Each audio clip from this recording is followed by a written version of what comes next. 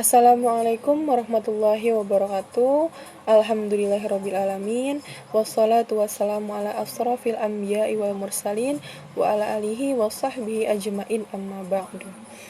Yang terhormat Ibu Alia selaku guru pendidikan agama Islam di SMK Dinamika Pembangunan 2, dan yang saya banggakan semua adik-adik kelas 12 BDP 2 ya.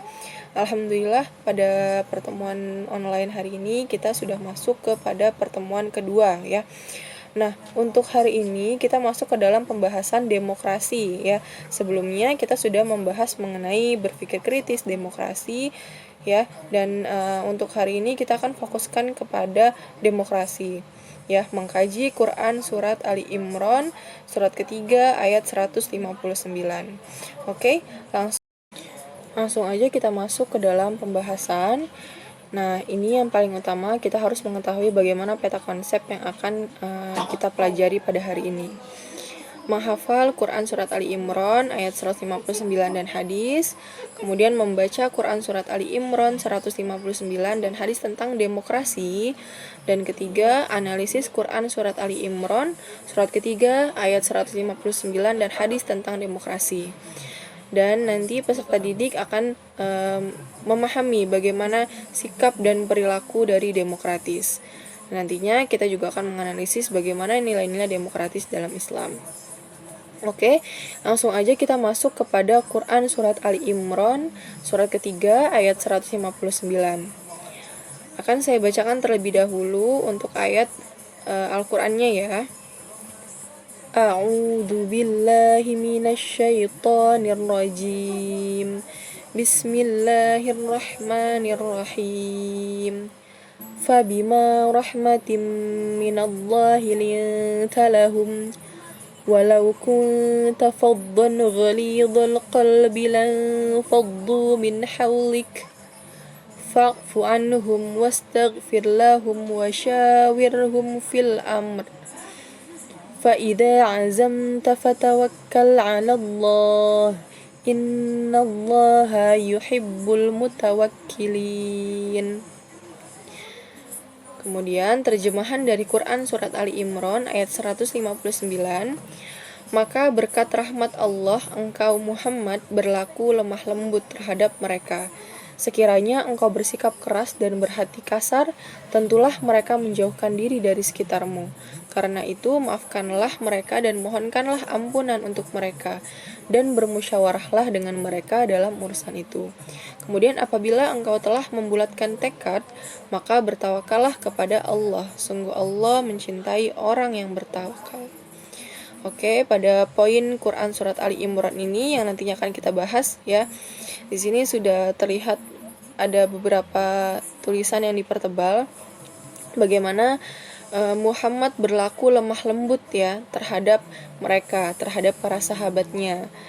Sekiranya jika engkau Muhammad bersikap keras dan berhati kasar, tentulah mereka akan menjauhkan diri dari sekitarmu gitu. Oleh karena itu Allah telah memerintahkan untuk bersikap lemah lembut, kemudian memaafkan dan bahkan memohonkanlah ampunan untuk mereka gitu. Kita lanjut dulu.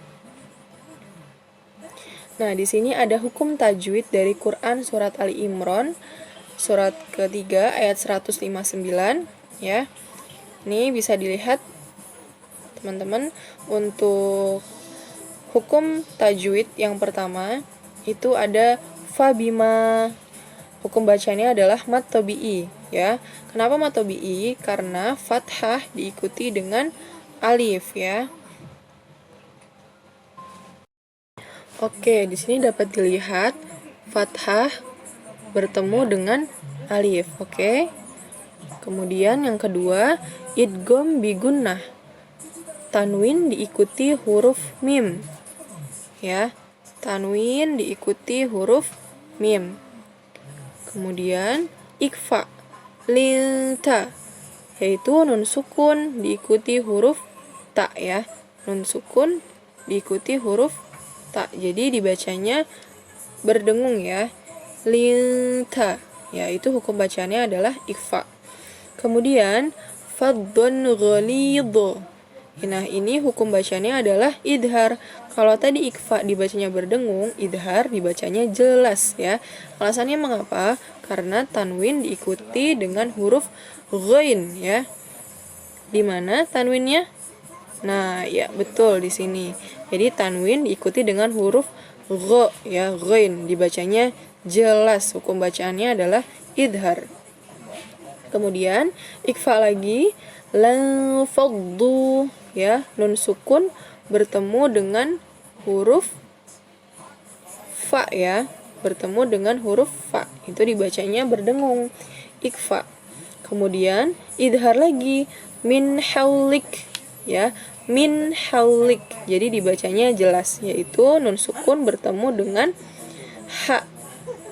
Selanjutnya idhar syafawi, yaitu mim sukun diikuti huruf waw. Mim sukun diikuti huruf waw. Hukum bacaannya adalah idhar syafawi. Dibacanya jelas juga ya. Jadi dibacanya anhum wastaghfir. Hum wastaghfir. Jadi dibacanya jelas. Kemudian idhar qamariyah. Alasannya alif lam sukun diikuti huruf hamzah. Alif lam sukun diikuti dengan huruf hamzah. Nah, ini disebut dengan idhar qamariyah. Jadi lam sukunnya dibaca jelas, fil amr gitu. Jadi lam sukunnya dibaca. Kemudian yang terakhir, yang sebelum terakhir ya, ada lam tafkhim. Lafal jalalah datang setelah fathah. Lafal jalalah ini adalah lafal Allah ya, datang setelah fathah. Jadi sebelumnya itu ada huruf berfathah. Jadi dibacanya alallah ya. Kemudian yang terakhir mat arid li sukun. Mat tabi'i diikuti huruf hidup lalu dibaca waqaf. Nah, mat tabi'inya di mana? Mat tabi'inya adalah kasroh bertemu dengan ya, itu mat tabi'i, kemudian diikuti huruf nun. Nun itu huruf terakhir, huruf hidup yang terakhir dibaca dan diwakafkan ya. Jadi kasroh bertemu dengan ya sukun adalah mat tabi'i, kemudian bertemu dengan huruf yang disukunkan yaitu huruf nun ya. Hukum bacaannya adalah mat arid li sukun. Oke, itu tadi untuk pembahasan hukum tajwid dari Quran Surat Ali Imran ayat 159. Kita lanjut. Nah, ini ada arti kosakata dari Quran Surat Ali Imran ayat 159. Teman-teman nanti bisa dilihat lagi. Yang pertama, fabima rahmah, karena kasih sayang atau rahmat. Minallah, dari Allah. Linta, kamu bersikap lemah lembut. Lahum, artinya kepada mereka atau untuk mereka. Kemudian fadlon, itu kasar atau dalam perkataan ya, artinya kasar. Kemudian ghalidhul qalbi, keras hati. Lan faddu, niscaya mereka bubar atau menjauh. Kemudian min haulik, dari hadapanmu atau sekelilingmu. Kemudian fa'fu anhum, maka maafkanlah mereka. Kemudian wastaghfir, dan mintalah ampunan. Kemudian wasyawirhum, dan bermusyawarahlah dengan mereka. Kemudian fil amr, ya artinya dalam segala urusan. Kemudian faida, maka apabila. Kemudian azamtu, azamta ya, azamta itu artinya kamu bertekad bulat. Kemudian watawakkal, maka bertawakallah. Kemudian yuhibbu, yuhibbu artinya mencintai. Kemudian yang terakhir al-mutawakkilin, itu artinya orang-orang yang bertawakal. Oke, lanjut. Nah, adapun asbabun nuzul ya, kenapa diturunkannya Quran Surat Ali Imran ya, asbabun nuzul dari Quran Surat Ali Imran ayat 159. Jadi di dalam Quran surat Ali Imran ayat 159 ini menjelaskan bahwa meskipun dalam keadaan genting seperti terjadinya pelanggaran yang dilakukan oleh sebagian kaum muslimin dalam perang Uhud gitu ya, sehingga menyebabkan banyak kaum muslimin itu menderita kekalahan. Tetapi Rasulullah Shallallahu alaihi wasallam tetap lemah lembut, tetap bersikap lemah lembut, tetap bersikap bertutur kata yang baik gitu ya, tidak marah, tidak emosi terhadap para pelanggar, bahkan memaafkan dan memohonkan ampun untuk mereka. Nah, coba seandainya Rasulullah Shallallahu Alaihi Wasallam bersikap keras, tentu mereka akan menaruh kebencian kepada Rasulullah. Namun dalam pergaulan sehari-hari, beliau juga senantiasa memberikan maaf kepada orang yang berbuat salah dan memohonkan ampunan kepada Allah Subhanahu wa taala terhadap kesalahan-kesalahan mereka. Jadi dapat kita lihat ya bagaimana sikap Rasulullah SAW yang sangat mulia gitu ya. Karena bagaimanapun ketika diberikan ujian gitu ya, banyak kaum muslimin yang menderita kekalahan, tetapi Rasulullah itu tetap bersikap lemah lembut dan tidak emosi gitu ya. Nah, kemudian di samping itu Rasulullah juga senantiasa bermusyawarah kepada para sahabatnya tentang hal-hal penting terutama dalam masalah peperangan. Oleh karena itu, bagaimana kaum muslimin itu patuh terhadap keputusan-keputusan yang diperoleh karena merupakan keputusan dari Rasulullah Shallallahu Alaihi Wasallam, keputusan bersama yang telah dimusyawarahkan dari Rasulullah kepada para sahabatnya. Jadi mereka tetap berjuang dengan tekad yang bulat di jalan Allah Subhanahu wa taala. Keluhuran dari budi Rasulullah Shallallahu Alaihi Wasallam ini yang patut kita contohkan gitu ya, yang memberikan simpati kepada orang lain sehingga bukan hanya kepada kawan gitu ya, bahkan kepada lawan pun gitu ya, Rasulullah tetap bersikap lemah lembut gitu ya, sehingga lawan pun akan menjadi tertarik sehingga mau masuk Islam. Itulah bagaimana perilaku ya yang dapat kita jadikan suri tauladan gitu ya di dalam kehidupan kita sehari-hari.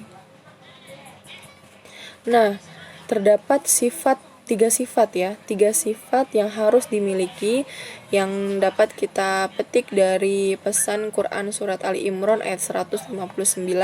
Ini ada 3. Yang pertama lemah lembut, yang kedua tidak kasar, yang ketiga tidak berhati keras ya. Yang pertama bagaimana kita bersikap lemah lembut gitu ya. Sebagaimana sudah dicontohkan kepada Rasulullah Shallallahu Alaihi Wasallam, kita harus senantiasa bersikap lembut walaupun seperti contohnya kita diperlakukan oleh seseorang yang bersikap kasar atau bersikap tidak baik terhadap kita gitu ya. Kita harus senantiasa membalasnya dengan perilaku yang baik, dengan perilaku yang lemah lembut, dengan tutur kata yang baik, tidak dengan emosi, tidak dengan marah gitu ya. Oleh karena itu ini juga merupakan strategi dakwah Islam gitu ya, dimana seseorang akan memberikan perhatiannya gitu kepada kita, bahwasanya kita telah bersikap lemah lembut. Kemudian yang kedua, tidak kasar gitu ya. Bagaimanapun kondisi yang akan kita hadapi, bagaimanapun tempat gitu ya, dimanapun kondisinya gitu ya, ketika kita dihadapkan kepada sesuatu hal, kita tidak boleh memiliki sifat kasar gitu ya, kasar terhadap seseorang, kasar terhadap binatang-binatang, makhluk hidup lainnya gitu ya. Nah, ini merupakan sikap yang harus ditanamkan di diri kita masing-masing gitu ya, tidak kasar gitu. Jadi selain dengan sikap lemah lembut, kita harus bersikap tidak kasar, bersikap baik gitu ya, dan senantiasa meredakan emosi. Jangan semua hal yang akan kita lakukan dilimpahkan dengan perasaan emosi gitu ya. Kemudian yang ketiga, tidak berhati keras. Jadi Allah maha membolak-balikan hati manusia, hanya kepada Allah lah kita meminta agar hati kita senantiasa dilembutkan oleh Allah, agar hati kita senantiasa diberikan kesabaran dan keikhlasan dalam kondisi dan situasi apapun dan kapanpun gitu ya. Oleh karena itu kita harus percaya bahwa kita tidak boleh memiliki sifat keras di dalam diri kita sendiri gitu. Bahkan Allah pun akan memberikan sifat-sifat yang baik untuk kita. Oleh karena itu, kita harus dapat merealisasikannya dengan baik gitu ya. Jadi 3 sifat yang harus kita miliki yaitu lemah lembut, tidak kasar, dan tidak berhati keras itu harus senantiasa ditanamkan di dalam diri kita masing-masing. Kemudian adapun selain dari Quran surat Ali Imran ayat 159 terdapat hadis riwayat At-Tirmizi ya. An Abi Hurairah taqala ma ra'aitu ahadan aktsara masyuratan li ashabihi min Rasulillah. Artinya, dari Abu Hurairah ia berkata, aku tidak pernah melihat seseorang yang lebih sering bermusyawarah dengan para sahabatnya daripada Rasulullah Shallallahu Alaihi Wasallam. Ya, jadi di dalam hadis ini menjelaskan bahwa menurut pandangan para sahabatnya, Rasulullah Shallallahu Alaihi Wasallam ini adalah orang yang sangat suka, orang yang paling suka untuk diajak bermusyawarah gitu ya, dalam hal apapun, terutama dalam hal urusan-urusan penting gitu. Beliau selalu dilibatkan oleh para sahabatnya untuk dimintai pendapatnya mengenai urusan strategi peperangan atau dan lainnya. Jadi sikap Rasulullah Shallallahu Alaihi Wasallam ini menunjukkan salah satu bentuk kebesaran jiwa beliau dan kerendahan hatinya ya, atau tawadu. Meskipun beliau memiliki status sosial yang paling tinggi dibandingkan dengan seluruh umat manusia ya, sudah jelas bahwa beliau adalah utusan Allah Subhanahu wa taala. Namun kedudukan yang begitu mulia di sisi Allah itu sama sekali tidak membuatnya merasa paling benar. Justru Rasulullah SAW senantiasa memberikan simpatiknya kepada semua umat yang ada di bumi gitu ya, semua umat manusia. Jadi walaupun beliau memiliki sifat yang mulia gitu ya, dan Rasulullah SAW itu tidak memaksakan pendapat orang lain gitu ya, memaksakan pendapat beliau kepada para sahabat, dan sahabat tentu akan menurut saja gitu ya. Bisa saja kalau misalkan Rasulullah SAW itu memaksakan pendapatnya, tentu para sahabatnya juga akan ikut gitu ya. Tapi begitulah sifat mulianya Rasulullah. Rasulullah itu adalah manusia agung yang tawadu ya dan bijaksana. Kemudian jadi di dalam pembahasan sebelumnya mengenai Quran surat Ali Imran ayat 159 dan hadis riwayat At-Tirmizi yang sudah kita simak ya, dapat kita pahami bahwa demokrasi itu memiliki 2 kata. Jadi demos yang artinya rakyat, kratos yang artinya kekuasaan. Jadi secara istilah, kata demokrasi ini dapat ditinjau dari segi 2 makna ya. Yang pertama itu, demokrasi dapat dipahami sebagai suatu konsep yang berkembang dalam kehidupan politik pemerintahan, yang di dalamnya itu terdapat penolakan, kemudian terhadap adanya kekuasaan yang terkonsentrasi pada satu orang dan menghendaki peletakan kekuasaan di tangan orang banyak. Dalam hal ini maksudnya adalah rakyat ya, baik secara langsung maupun dalam perwakilan.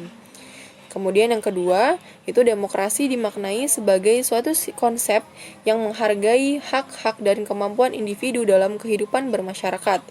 Nah, dari definisi ini dapat kita pahami bahwa istilah dari demokrasi awalnya berkembang dalam dimensi politik yang tidak dapat dihindari. Jadi, demokrasi ini memiliki arti yang cukup luas gitu ya.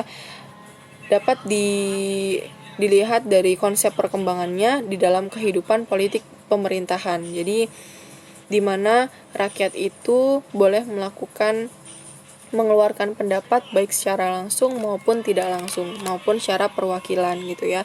Kemudian demokrasi ini juga menghargai adanya konsep hak-hak yang dimiliki oleh masyarakat gitu ya, dimana istilah dari demokrasi ini awalnya memang dari dimensi politik yang tidak dapat dihindari. Jadi secara historis, istilah demokrasi ini memang berasal dari barat. Namun, jika melihat dari sisi makna, kandungan nilai-nilai yang ingin diperjuangkan oleh demokrasi itu sendiri sebenarnya merupakan gejala dan cita-cita kemanusiaan secara universal, yaitu umum, tanpa batas agama maupun etnis. Jadi, secara historis ya, demokrasi ini memang berasal dari barat. Namun kalau melihat dari sisi makna dan kandungannya, itu lebih kepada cita-cita kemanusiaan ya, atau nilai-nilai kemanusiaan di mana masyarakat boleh mengeluarkan pendapatnya secara umum, tanpa batas, tanpa melihat perbedaan agama dan perbedaan etnisnya gitu. Kemudian, kemudian syuara ini menurut bahasa dalam kamus Mu'jam Makayis Al-Lughah, syura memiliki dua pengertian, yaitu menampakkan dan memaparkan sesuatu atau mengambil sesuatu. Jadi dari beberapa definisi syuara ya, dan definisi demokrasi yang tadi sudah kita simak, syuara ini merupakan mekanisme kebebasan berekspresi ya, dan penyaluran pendapat terhadap penuh keterbukaan dan kejujuran. Nah, hal tersebut itu menjadi pertanda adanya penghargaan dari pihak lain gitu. Sementara makna dari demokrasi sendiri itu menjangkau ruang yang cukup luas gitu ya. Menjangkau makna dari pengertian pemahaman demokrasi ini yang lebih luas lagi. Jadi demokrasi ini melihat dari nilai-nilai egaliter, kemudian penghormatan terhadap potensi individu, kemudian terdapat penolakan-penolakan terhadap suatu kekuasaan, dan memberikan kesempatan kepada semua pihak untuk berpartisipasi dalam mengurus pemerintah ya. Jadi memang secara tegas demokrasi ini dalam lingkup wilayah politik gitu ya. Dan untuk syuara ini memang bagian dari proses demokrasi gitu. Kemudian apa sih sikap dan perilaku yang harus kita lakukan gitu ya, sehingga kita dapat berdemokrasi sesuai dengan pesan yang sudah tadi kita simak di dalam Quran surat Ali Imran ayat 159. Bagaimana menerapkan sikap perilaku demokrasi sesuai dengan ajaran Islam gitu ya. Contohnya apa sih? Nah, yang pertama itu seperti bersikap lemah lembut ya. Tadi sudah disimak bagaimana kita harus senantiasa bersikap lemah lembut. Apalagi terutama dalam hal demokrasi ini ketika kita sedang menyampaikan pendapat gitu ya, tidak berkata-kata kasar, kemudian tidak bersikap kasar gitu ya. Jadi sebagaimana kita harus memaksimalkan untuk selalu bertutur kata yang baik gitu ya, bersikap baik gitu, dan bersikap lemah lembut. Kemudian apa sih contoh yang kedua, yaitu menghargai adanya pendapat orang lain gitu ya. Pendapat orang lain itu berbeda-beda, apalagi pandangan dari kita dengan pandangan orang lain itu mungkin berbeda gitu ya. Nah, disinilah sikap toleransi yang harus kita terapkan. Menghargai pendapat orang lain itu penting gitu ya. Oleh karena itu, fungsinya adanya musyawarah itu untuk menghasilkan suatu keputusan yang baik. Kemudian contoh yang ketiga apalagi? Berlapang dada untuk saling memaafkan ya. Kemudian yang keempat, memohon ampunan kepada saudara-saudara kita yang bersalah gitu ya. Bukan memberikan sikap balas dendam ya.